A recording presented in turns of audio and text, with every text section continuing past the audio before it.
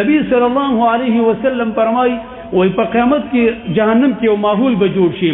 نو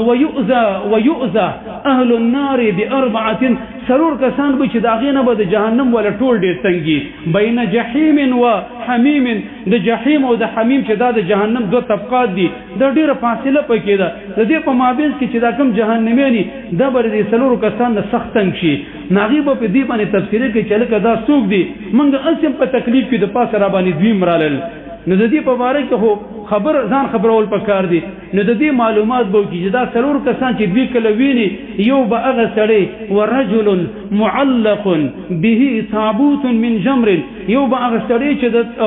کروټي او د اور یو تابوت به پسې تړلې شوی اسیم په اور کې دی دا به مر پسې تړلې او د غرنګ ورجل بل به هغه سړی یجر امعاء چې د خپل کلمې برخکاږي د دنه خېټه نه براوتري ورجلا يسيل فوهم او یو هغه سړی چې داغه د خلینه برواني دم وقيهن دم او قيا وینه او دغه رنګ زوی ابت نرواني ورجل ياكل لحمه یو سړی به د سلیوانی به چې هغه بخپل غوخي خوري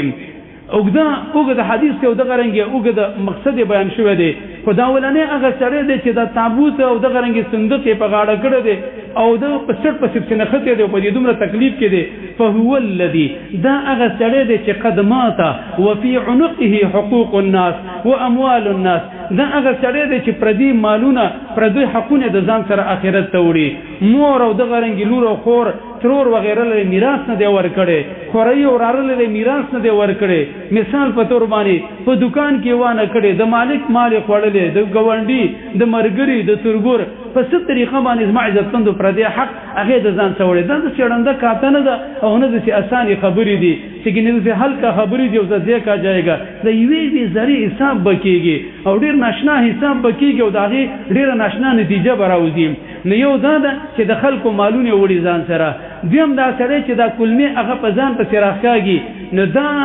هغه سره دی چې د په وړاندې باندې د یو مسلمان چې کوم د غیبت بکېدو د بداغینه خوند به اغستوم او د غرنګ پروا به نه کوله دریم دغه دی او دیم دغه سړی چې دا کلمې راکاږي دا هغه سړی دی چې بول به کول ولا یبالي اين اصاب البول منه او دغه رنګ د خپل تشی میتیزو پروا به نه ساتله طهارت او د نظافت اهتمام به نه کو دا سلورم سړی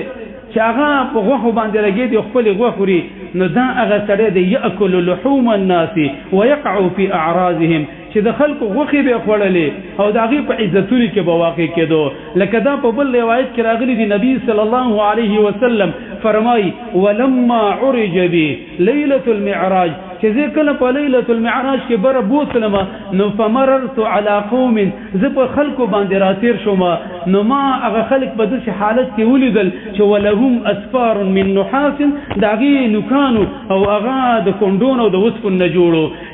يمشحون بها وجوههم وصدورهم فهغې باندې د خپل مخونه خپلې سینې پې زخمي کوللې نو ما د جبريل نه تپوس کو چې په من هؤلاء یا جبريل ای جبريل دا څوک دي د دې تعارف قراتو کو فقال هؤلاء الذين يقعون في اعراضهم بالغيبه دا خلکو چې د خلکو غیبتونه به کول بس بل کار نو دې ته کار ویلو په خلکو باندې تفسیری کول پلاني دا چلو کو او د دې چلو کو او د سره دا کار شو خلکو باندې چټي په چټي باندې تفسیری کول خپل انرژي او طاقت هغه ضایع کول زما عزتمن ته د ادنا ذهن چې کم دی دغه سوچي د یو سړي د ذهنیت اندازه چې لګي چې کله د په خلکو باندې تفسیری کولی او د خلکو ډېری خبرې کولی ته پوه شه چې سړی چې کم دی د ذهن په لحاظ سره د عقل په اعتبار سره ډېر کمزور دی شخصیت کې چې کم دی قوت او طاقت نشته دی